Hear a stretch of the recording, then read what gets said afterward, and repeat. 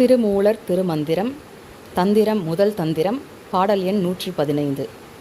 பதி பசு பாசம் என பகர் மூன்றில் பதியினைப் போல் பசு பாசம் அனாதி.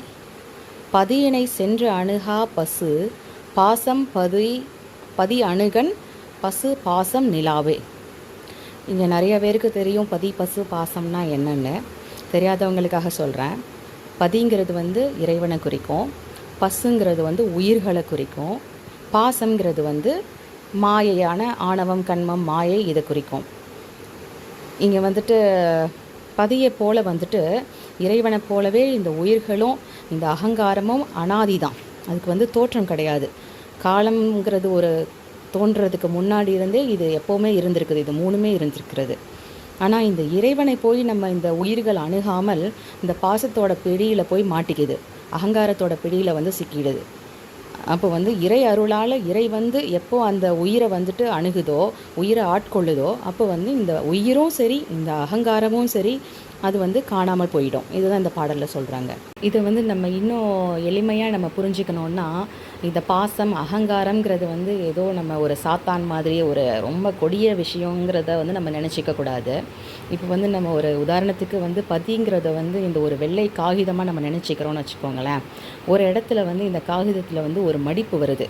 மடிப்பு வர்றப்போ அங்கே இருக்கிற உயிர்கள் நமக்கு ஒரு சந்தேகம் வருது. நான் யார், நான் ஏன் இங்கே இருக்கேன்? அதுதான் இந்த அகங்காரங்கிறது. அகங்காரங்கிறது ரொம்ப கொடிய விஷயம் கிடையாது. நான் யார், நான்கிற ஒரு கருத்து அங்கே தோன்றுறது தான் நம்மளுடைய முதல் மலம் ஆணவ மலம் அங்கே தோன்றுறது.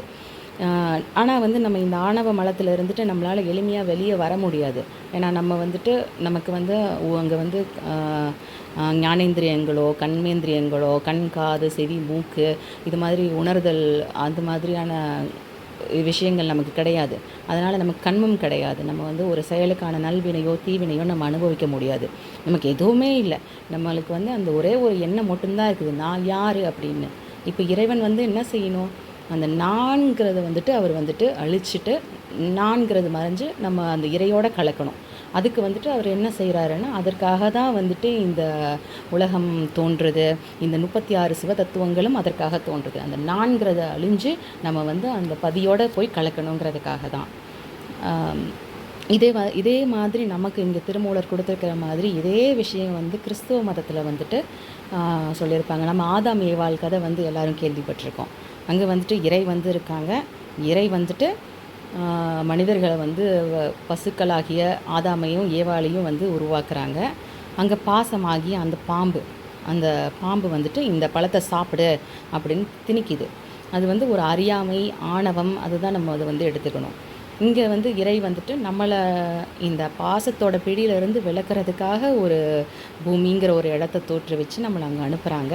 அதே மாதிரி தான் அங்கேயும் நம்ம எப்போ அந்த அறியாமைக்குள்ளே நம்ம மூழ்கிறோமோ அங்கே இறை வேண்டாம், நீ இங்கே இருக்க வேண்டாம், ஒன்று உணர்ந்துக்கிட்டு நீங்கிறது நான்கிறது ஒன்றும் இல்லை அப்படின்னு புரிஞ்சுன்னு நீ திரும்ப என்கிட்ட வான்னு அங்கேயும் அவங்கள உலகத்திற்கு அனுப்புகிறாங்க.